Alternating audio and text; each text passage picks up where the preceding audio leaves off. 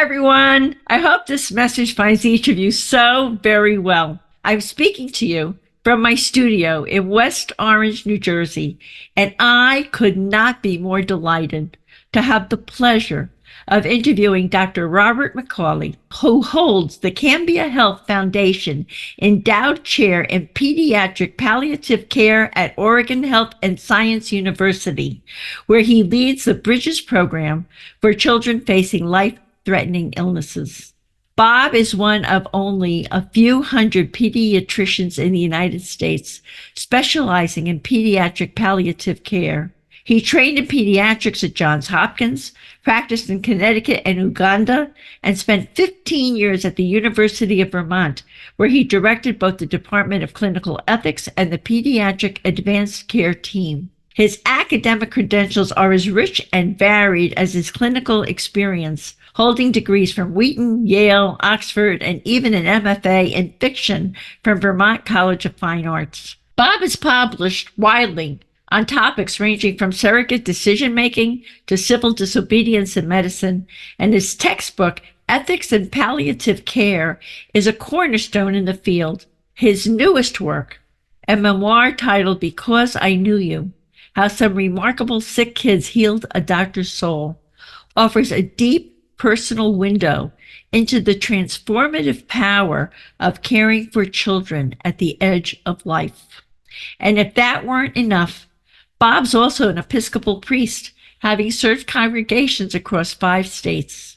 I'm looking forward to a deeply touching conversation with Bob, who is joining us from Portland, Oregon, about his personal journey through the trauma of child sexual abuse, what led him to the calling of pediatric palliative care, and the powerful way grieving parents continue to give back, even in the midst of heartbreak.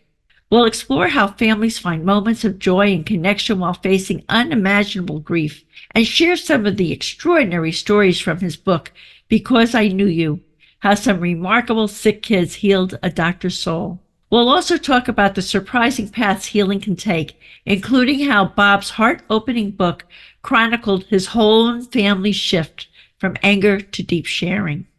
This conversation will surely touch your heart in powerful, unexpected ways. Hi there, and welcome to the Grief and Rebirth podcast.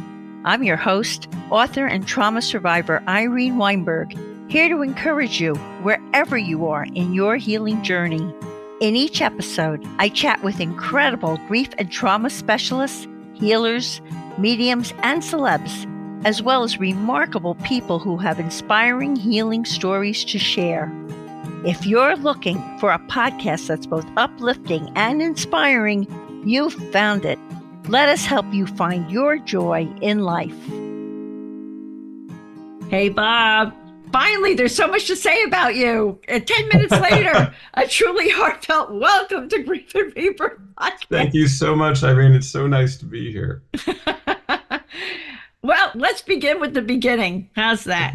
So I know, and I'm so sorry you went through that. How did the child sexual abuse you experienced teach you to silently accept your fate, to silence your feelings, and develop a sense of inefficacy, which is a lack of effectiveness, in a world you could neither control nor understand? And how early in your life did all this begin? Pretty early. I think that for me, when you go through things as a young child, especially, the whole world is outside of you. You depend on other people for everything, for food, for shelter, for telling you what's right and what's wrong. And when you are exposed to things and endure things at a very young age that you don't even know what you should be doing, you don't even know who to turn to, and sometimes you don't actually know what is right or wrong. Like in the book that you mentioned that I wrote, I talk about the bizarro world that I grew up in.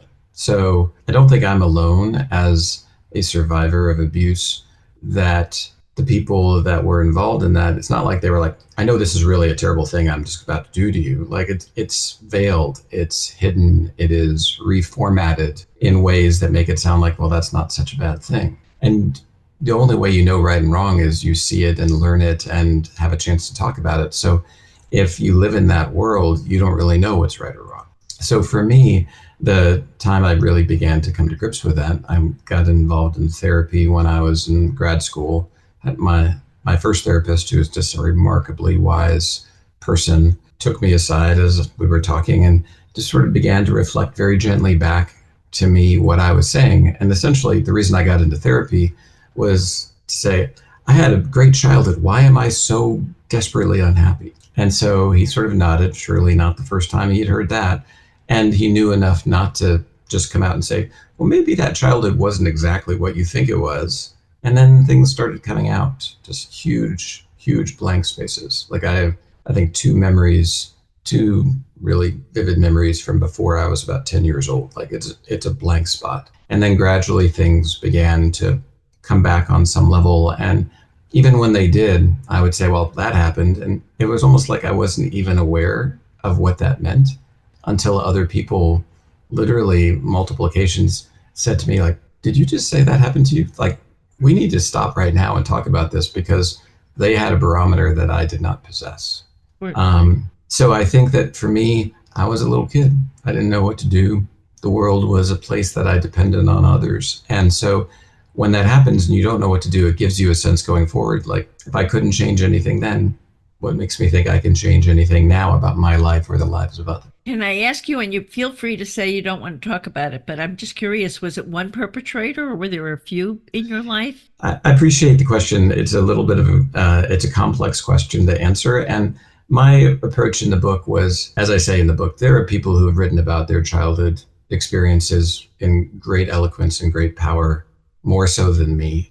And my focus is less on exactly what happened and more on what does that mean for me? What does that mean for me going forward? And how can I try to find healing in the midst of it? And you're also a wonderful role model to show people you went to therapy, you were starting to come to terms with the effects of what happened to you, and you didn't even know, you weren't even conscious of it yet. I know so many people who will say that everything was perfect and it wasn't, and they're acting out and like they don't have a clue, right? Could you describe what you call the soul calluses that formed as a result of the abuse you endured, and explain how this therapy not only brought you a return of sensation, but also helped you to begin to emerge from this bizarre world where people said they love you and then committed these unspeakable acts? Yeah, so soul calluses is a term that I think I came up with a long time ago to sort of describe what I was experiencing. And a callus, if you think about it, serves a purpose, right? Like if you work with your hands all day long, you start off and, a baby's hands are very soft and gentle, but they're also very vulnerable because anything can pierce them. And if you look at someone who works with their hands, gradually they develop calluses. And so, something that would normally prick a baby's hand is all of a sudden now doesn't even get through the callus because it's protective. So I don't mean to say calluses are a bad thing. Like, they serve a purpose. Like, I'm glad my feet have calluses on them because that means they don't get blisters all the time. Right. At the same time, one of the sacrifices that you make with a callus is you don't feel things as much. Like, if you have a thick callus on a hand or a foot, then your sense of touch is diminished. Your sensitivity is diminished. And so what I inadvertently, and I don't mean to say this with regret, like, I'm glad this evolved, I developed these soul calluses where it was almost like the things that were happening to me weren't happening to me, but to somebody else, because I couldn't really feel them. And I think a lot of survivors of abuse will talk about dissociation. I can dissociate on an elite level because I learned how to do that at a very early age. And so when I started getting involved in pediatric palliative care, so taking care of kids with serious illness, that's a field that a lot of people don't know exists. And if they do know it exists, maybe they wish they didn't know it exists, because it's a hard thing to think about. And it shouldn't happen. Like, I always say, like, my greatest wish is to be out of a job, because that if no kid gets sick, I'm like, great, I'll take my place on the unemployment line. Absolutely. Gladly. So what ended up happening was I found myself drawn to this field. And for a while, I thought, well, maybe one of the reasons I'm drawn to this field and that maybe I'm okay at it is because I can weather this storm because I have these soul calluses. It didn't mean that I didn't feel things. It just meant like I could tuck things away if need be. And my wife kind of makes fun of me. She's like, she knows to be really scared when I get really calm. Like, when I start talking at a really calm voice, she's like, oh crap, there's something big going on, because I revert to my sort of calm, I can cope with this. And then When the dust is settled and I'm by myself or I'm with a few very trusted people, then the emotions come out. At first, I thought this is good. This allows me to function in this world of intense sorrow. And sometimes it does come in handy, like in really intense situations. But then I realized that it wasn't the greatest thing in the world, because it's not the healthiest thing to have calluses around your soul. Maybe you needed it at one point, but wouldn't it be great if you were able to whittle those down a little bit and let that sensation return?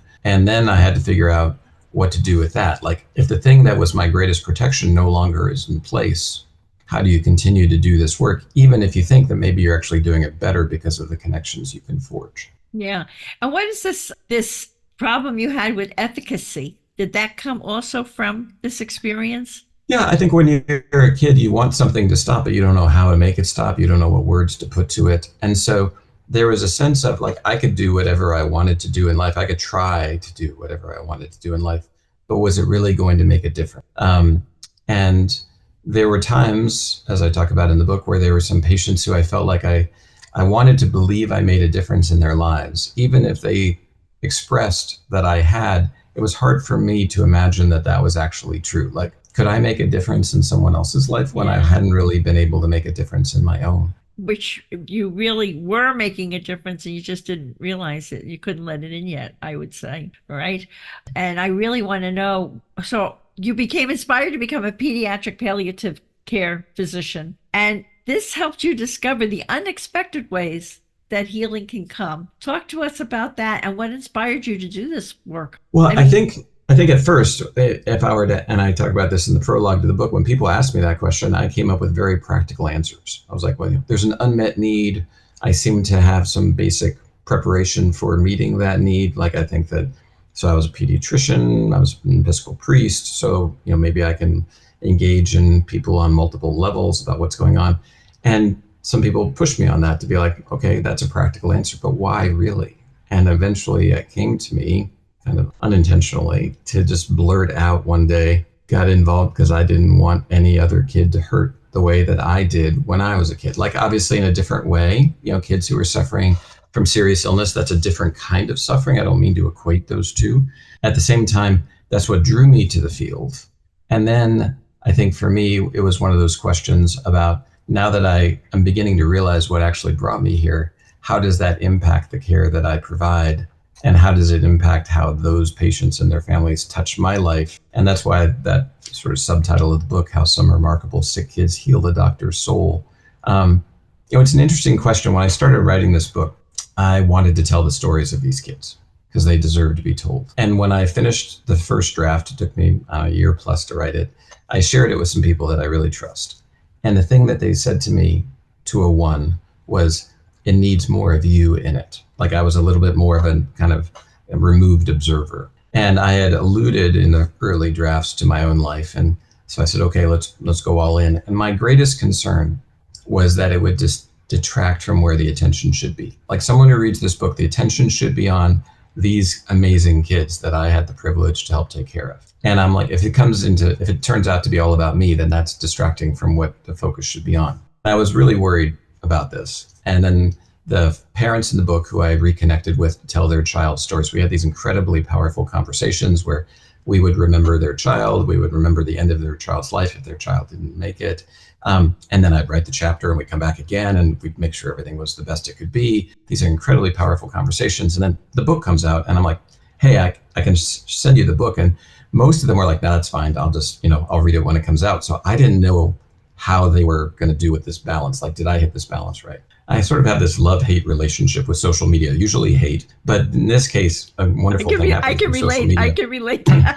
Yes. One of the parents had a post on social media after she had a chance to read the whole thing. And she had this wonderful concluding sentence that just meant the world to me, where she said, we've always known how much he meant to us, and now we can see how much we meant to him. Wow. Oh, and wow. I thought to myself, like, I don't know if all the parents in the book feel that way, but if I'm even close, I'm like, those just music to my ears. I'm like, that's exactly what I wanted. Like, because if I hadn't talked about my own life, they wouldn't know that. They would just think I was some person who was like writing these stories about their kids and I cared about their kids. They didn't know until that time how much they had meant to me. That's beautiful. And I'm going to volunteer for the fact of I mean, many doctors are not empathetic people. I have experienced that where they don't really want to know about what you're going through emotionally. Let's just get to whatever your symptoms are and then do all that kind of thing. So I could see why you're so empathetic. I could see why this is such a good fit for you. And I could see that these kids helped open you up, helped you start to Absolutely. feel that. I could see that. And what you also say in the book, that your patients show you that being a kid means fighting for what's important and true. You want to talk about that? Sure. So when I was a kid, the way that I was raised was to, as I say in the book, to be exhibit A. That's actually what my father called me on multiple occasions. I Oh was my supposed to be goodness. this invariably polite young man who, spoke to adults in a respectful way and things like that. I don't mean to say that's a terrible thing in and of itself, but if that's all that childhood is, I think there's a whole lot missing. Well, it doesn't exactly leave you to be you. You just have to Absolutely. like perform so that to survive. I had a similar message. The strap is nearby if you don't behave the way you're expected to behave. Yeah. And I don't want that. I don't want that for my kids. I don't want that for other kids. And so when I started treating kids with very serious illness, they showed me like they were able to ask for what they needed. And that was honored. That was invited. That was respected. And sometimes those things were hard because they were facing not just a hard situation, but a profoundly unfair situation. And so as a result of that, they not only showed me that they could speak up and children should speak up, but I think a lot of people underestimate kids. Like when people say we don't want to tell them what's going on, I'm like, I think kids get a lot more than we give them credit for. They pick up on things. And I think that they are able to go beyond what a lot of adults are able to do. Like a lot of the kids I've taken care of, they've shown, to my assessment, greater courage, greater self-sacrifice, greater compassion than most of the adults I know. And so seeing that in them made me a better person. Beautiful. The primary message of Because I Knew You, how some remarkable sick kids healed a doctor's soul, is about openness to acknowledging and fully experiencing the pain that one has endured, and also the possibility of healing over time. So with this in mind, very briefly, could you explore a few of these remarkable stories? Because we'll talk about a few of them in depth in a little while. But let's explore a few of these remarkable stories in Because I Knew You and highlight how these special kids helped heal your soul. So the first three I chose was Lily, Hope, and Ryder, and that's about their newborns and family grief. Mm-hmm. Mm-hmm. You want to go Yeah. with them, and then we'll go to Grace? Okay. So Lily, Hope, and Ryder is going to be a little complicated. I'm going to try to do my best to share it. And it's one of those things that if you read about this in a novel, you'd probably throw the novel across the room and be like, this is ridiculous. This could never happen. But trust me, it actually happened. So it started with Hope, who was a baby who had a lot of complex issues and never was able to go home from the neonatal ICU and died at several months of age. And her parents they were wonderful people. They were obviously grieving. They wanted to have other children. They were getting older. And so they used IVF in order to get pregnant with their second child and then their third child. And they continued to be involved in the hospital. Their mom, Hope's mom, continued to volunteer to hold babies in the neonatal intensive care unit in the pediatric ICU, which is an amazing thing itself. Like you lose a child someplace and you That's go beautiful. back to help other children. So that's Hope's parents. Now, Ryder's parents, Ryder was diagnosed at a few months of age with a very serious neurological condition that we can now treat a little bit. Back then we couldn't. And he died in the pediatric intensive care unit. And his parents also wanted to have other children, but they weren't exactly sure about how to do that. They had never been able to conceive naturally. Their other child had been adopted. And so they didn't know what to do. And they finally said, look, maybe we should go down the IVF road, but we're not sure about our embryos. And they asked their fertility specialist, do you know anyone who might have any leftover embryos? So Hope's parents said, we can do this. We'd be willing to give you our embryos. But Ryder's mom wasn't sure she could carry the pregnancy. So what they ended up doing was saying, what are we going to do? And it turned out that there was a nurse who had taken care of Ryder who said, actually, I'm happy to carry this baby for you. Remarkable person. As she said, she has a wonderful sense of humor. She said, my uterus is currently unoccupied. And I actually like being pregnant. So she carried the embryo from Hope's parents, and everybody was there together through the process. And she delivered this baby who became Ryder's younger brother. His name is Bowden. And so these three families all came together. There's actually a follow-up, which you don't know about because it wasn't in the book. So the book came out in June, and my family goes back to Vermont where this happened every summer. And so I had a chance this summer to get together in person with a lot of these families that I hadn't taken care of in a long time. And those three families all got together for a picnic. So Hope's parents, Ryder's parents, and the nurse who carried Ryder's younger brother, Bowden. And so we all gathered together, shared memories. And the remarkable thing about it is that Ryder's younger brother, Bowden, is actually a full sibling to Hope's now younger brother, because they were from the same IVF batch, if you will. But they grew up knowing us, they were friends. They didn't know they were siblings. So the night before we're all getting together, independently, the boys asked their respective parents, like, who's this doctor? Why are we getting together with this guy? What's the story here? Because they'd never heard the story. The boys hadn't. And so then the parents told the boys, actually, you know, your buddy, he's actually your sibling. Like, you are full siblings. And they said to Bowden, and actually, you know, your buddy's father, he's actually your biological father because he was the father of the IVF embryos. And they were like, okay. And they just kept going, went about their merry way. And we had this beautiful sun-drenched afternoon by Lake Champlain where we just all got together, all the families, and remembered together. How old was Bowden at this time when they told him? I think he was about 9. Wow, that's amazing. That's amazing. Ago. Was there also an infant named Lily, or did I get that one wrong? Was there a... There was a Lily. So Lily was not part of that trio, but it goes along the same theme that you were mentioning, which is how hard it is, like the title of the chapter, which is taken from a book of the same title, When Hello is Goodbye. So it doesn't mean that if you lose a child later in life that isn't anything other than heartbreaking. I don't mean to say that, but there is additional complexity when you're welcoming a baby and then have to let go of that baby very soon thereafter. So Lily was a baby who had a very serious chromosomal abnormality, and her parents made a very thoughtful choice. So they really wanted to hold their live baby. They wanted to keep her comfortable for as long as she was alive. And the thing that was really striking about Lily was that her father was a remarkable guy. He was a carpenter. And so he actually handcrafted her casket. Wow. So while a lot of parents, understandably, like, they're expecting a baby, they're decorating the nursery, they're, you know, all the things that you should be doing, he was crafting this casket. And the thing, I went to her funeral, and I think, like, I knew in my head he had told me that he was doing this, but I was utterly unprepared for what it looked like. First of all, it was beautiful. Like, this wasn't some DIY thing where someone's looking at YouTube. He was a professional, and he put so much love and care into this. And the other piece, which I think I'm a fairly smart person, I probably should have picked up on this before, but it didn't strike me until the moment, was how small it was. Like, you know, when you hear casket, you think of some like 8-foot long box, right?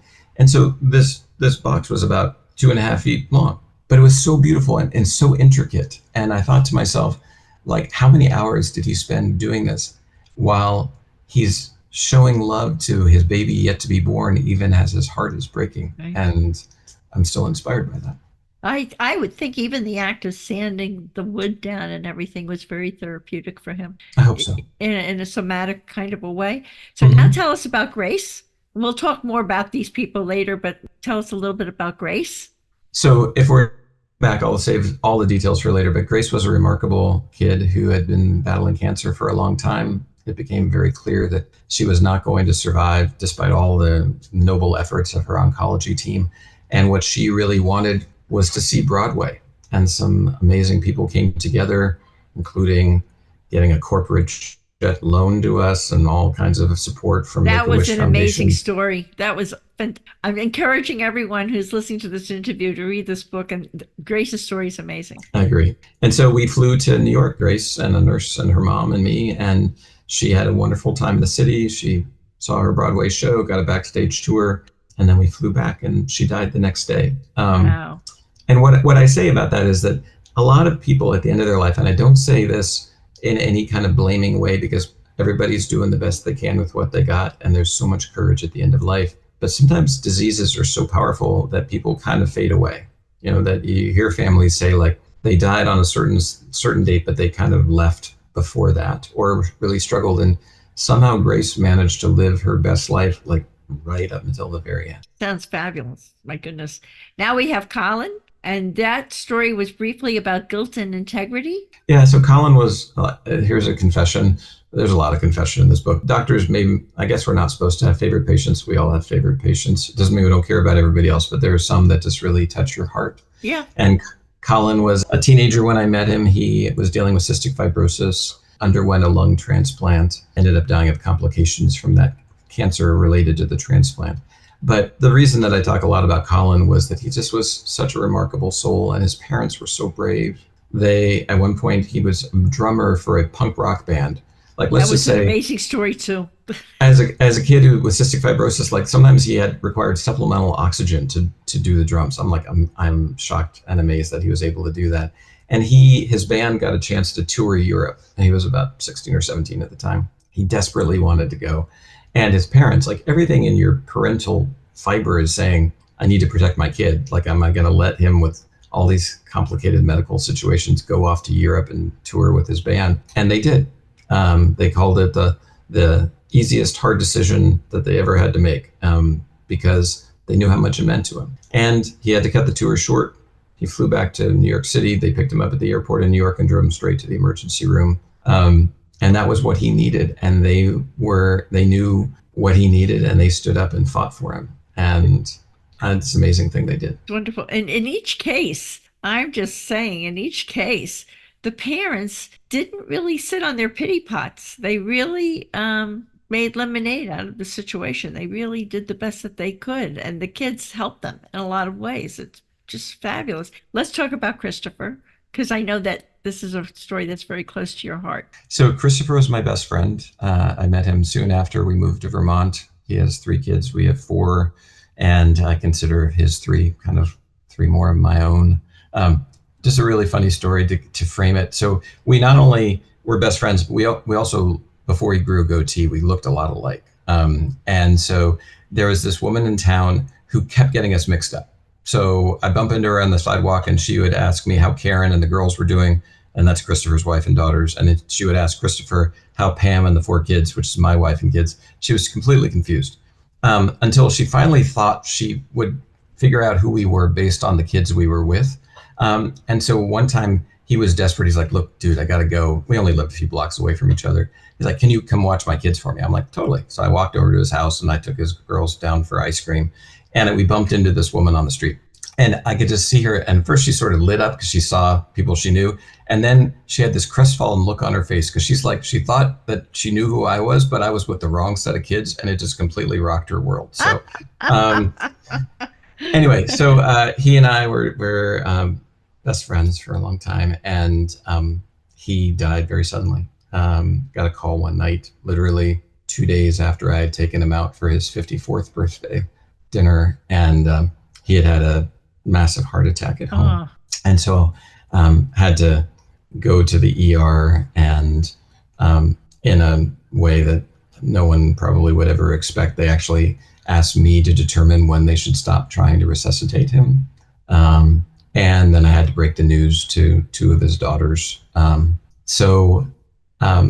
also break the news to my kids that their godfather had died. So it was one of those moments where I struggled about whether to include his story in the book, because the book is about a bunch of kids I took care of. And I don't want to in any way equate what I felt to what a parent feels in losing a child. Like, I loved Christopher.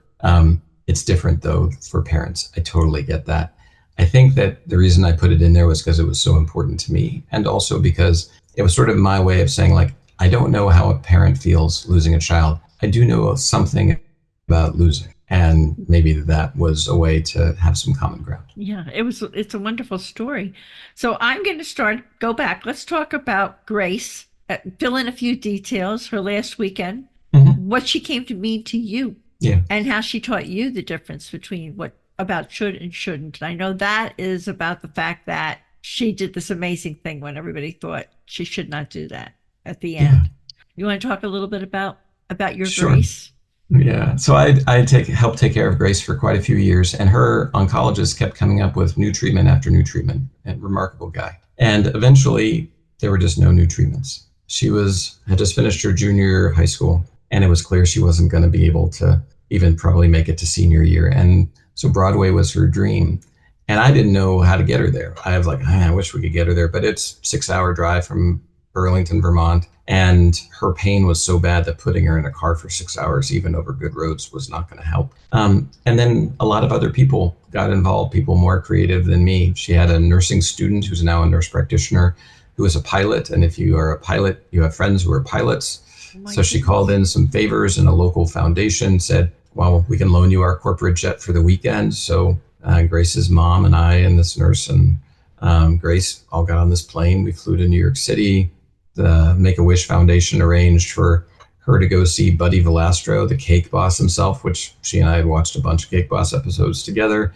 And she got to meet him, got to go see Wicked, got a backstage tour. And she was, all the while, she was really fighting a lot of pain. And we were walking a tightrope between treating her pain so she wasn't in agony and also not overly sedating her so she could appreciate what was happening. And then the next day she was really zonked. And so we went to FAO Schwartz, always remember this, most famous toy store in the world. And I wanted to show her around, but she was so tired. So I just wheeled her wheelchair off into a corner and I sat on the floor next to her. And she dozed because she was taking a lot of pain meds by then. And occasionally she'd wake up and glance my way and know she wasn't alone. And then we flew back to Vermont, and she was home for just a few years before the pain got too bad. She came back to the hospital and died that night. Wow. The thing about shoulds, though, that you mentioned was really powerful for me. So I went to her memorial later that week. And this is a kid who missed a ton of school. Like, she was in the hospital a lot. And you would think that a kid like that wouldn't know too many people. This gym at her high school was crammed to the gills. Like, this place Wow. packed. And so many people came up and talked about the impact she'd made on their lives. And I thought to myself, like, as we talked about at the beginning, my whole childhood was about shoulds. You should do this. You should be this way. You should act that way. And her life was really about shouldn'ts. Like, she shouldn't have gotten cancer. No child should ever get cancer. But given the cancer that she got, she shouldn't have survived as long as she did. Like, I'm so glad she did, but like, she beat all the odds. And she was never afraid of saying what she wanted. If someone said, you should do this, she'd be like, why? She asked questions. She questioned everything around her. And she was brave enough to not only ask for what she wanted, but also forgive people for maybe not being able to give it to her. Like the example that I give in the book was when it was clear she wasn't going to make it. And it was clear that some of the things she dreamed of, like her class trip to Europe, wasn't going to happen. She had a terrible pain crisis. And if you have a pain crisis because of bodily things, we have medicines for that. You give high dose opioids and you get that pain under control. And she and I had done that a bunch of times. And she ended up very quickly spiraling, saying she was in a ton of pain, asking for IV pain meds. I still don't know if this is the right thing to do, but I said, no, we can't do that. And she's like, why? I still remember the look in her eyes. She was like, why? You told me I knew my body best. Why aren't you doing this for me? And I said to her, because they don't treat a broken heart. And I don't, in no way did she say, oh, okay, now I understand. Like, she was angry with me. But the next day, when I went to see her, I was like, I don't know if she's even going to want to see me. She was like, okay, what next? What are we going to do? And that was a level of kind of grace, using her own And name. acceptance. Yeah. Acceptance. Like, wow. she knew my heart. She knew my heart was in the right place. She might not have agreed with what I did, but she also knew that I wasn't going to leave and that I was going to stand by her. And then that laid the path for New York City and all kinds of good stuff.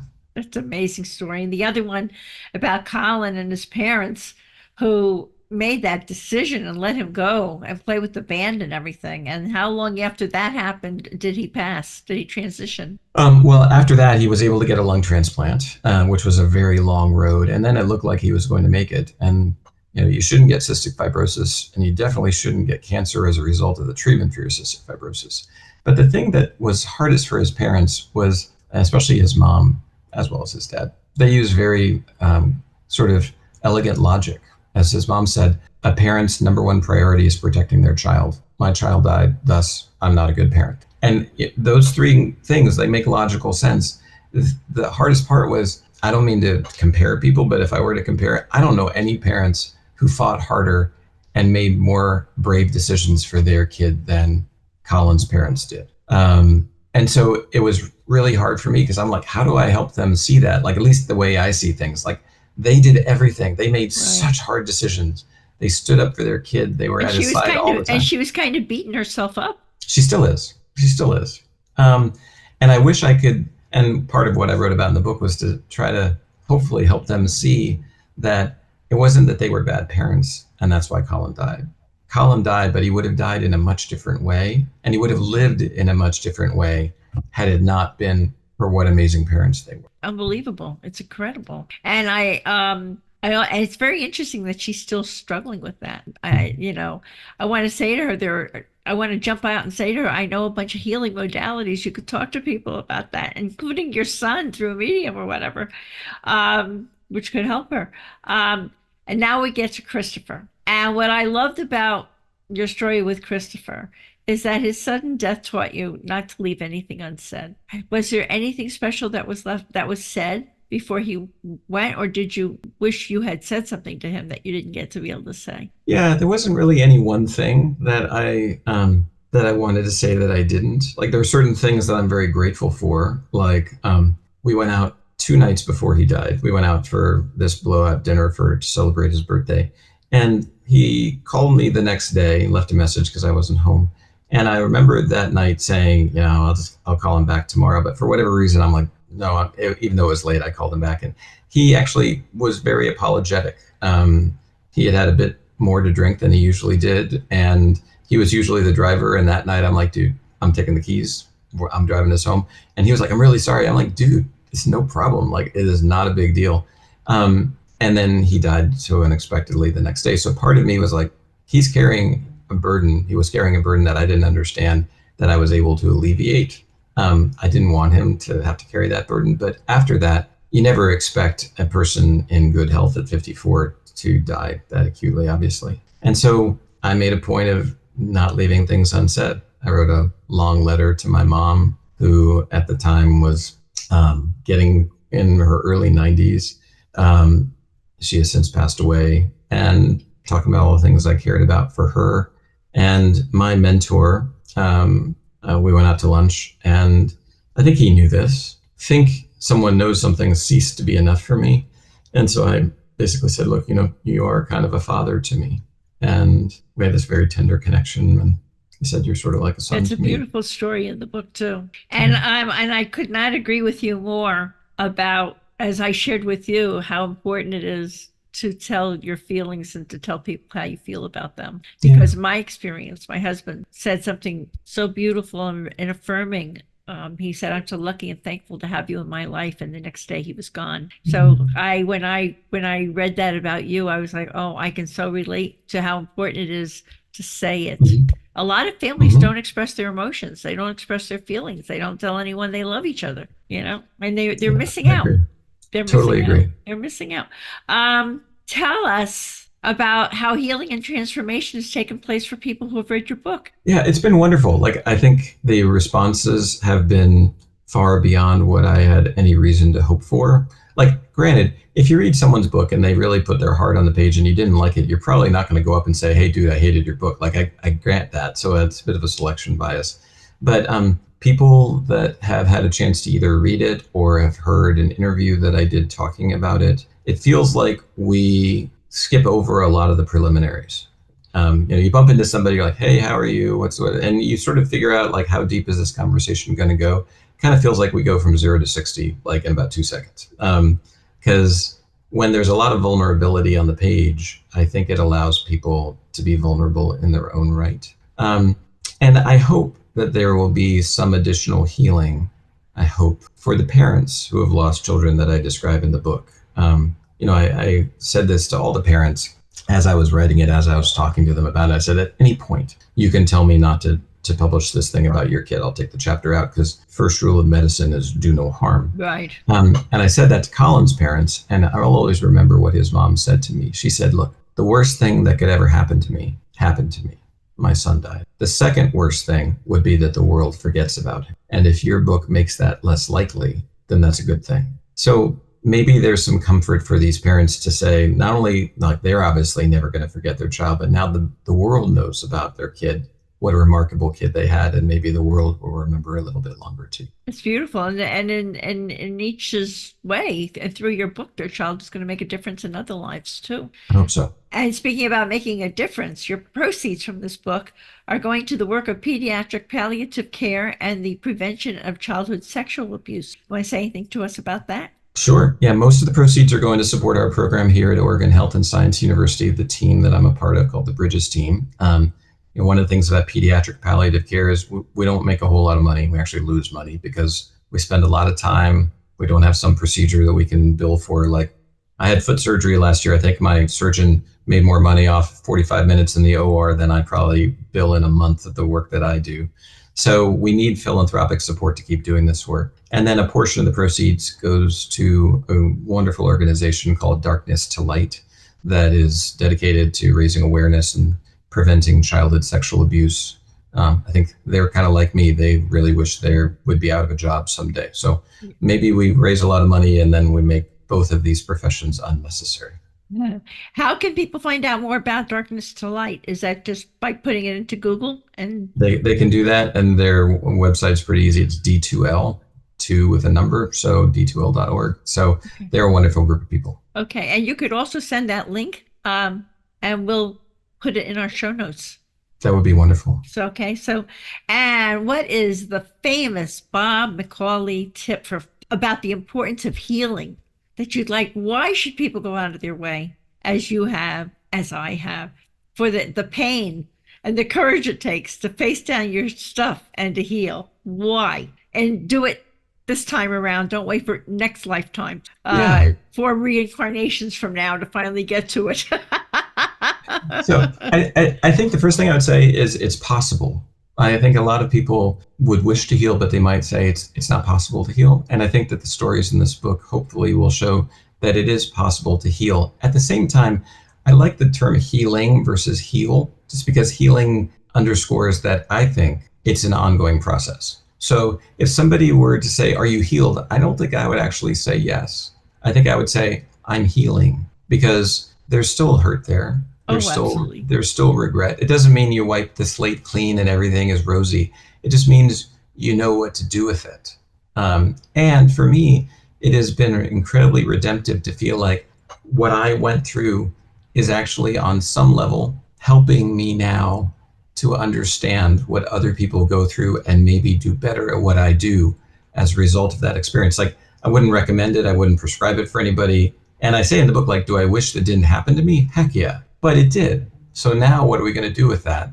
And if there's a way to bring some goodness out of it, then that has a redemptive aspect in the process of healing. It's beautiful. And in a way, by doing this, you're further healing yourself. You're passing you're passing it forward, as they say. Well, absolutely. Like, when I tell people, first of all, when people say, "What do you do?" I always say I'm a pediatrician. Because then if they wanted to stop there, then they can imagine, healthy babies and immunizations. If they ask more, then I might go down the road of pediatric palliative care. And inevitably what they do is they're like, "Oh, wow, you must be so self-sacrificial. What an amazing person you are."